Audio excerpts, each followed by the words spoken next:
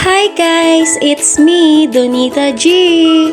So yun na nga, dahil dayo tayo dito sa lugar nila, igagala nga ako ng mother-in-law ko sa kanilang Palayan City Park. So napakaganda guys sa lugar nila dito sa Nueva Ecija. Ang daming magagandang view. Kaya pag pupunta kayo dito guys sa Nueva Ecija, sulit yung pagod nyo kasi ang ganda talaga ng view dito sa Nueva Ecija. So yun na nga guys, fast forward tayo. Kaya nga po pala kami nandito kasi nga 3 araw na kami hindi nakakalabas ng bahay. Gawa nga ng napakalakas na ulan dulot ng bagyo. So naisipan ni mama na kapag tumila yung ulan ay igagala nga niya kami dito. Syempre sa first timer, ang ganda, namangha ako kasi ang ganda, ang linis ng kanilang park dito. As in, at namangha pa ako, kala ko yung mga nakikita ko sa paligid is bato. Pero nung tinitigan ko siya, grabe hindi pala siya bato. Speaker pala siya mga beshi ko.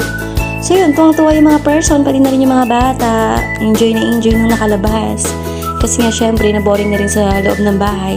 Alam nyo naman yung mga routine ng mga bata, diba mga mare ko, kundi lagi nasa labas kapag tag-araw. So na-miss nila yung lumabas kasi nga 3 araw na hindi nakakalabas.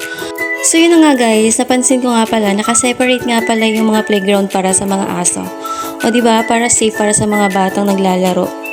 So yun lang mga mare ko, papakita ko lang sa inyo yung ganda ng kanilang park. So yun lang. Bye! So God bless po sa lahat ng nagbabiyahe. Ingat po lagi.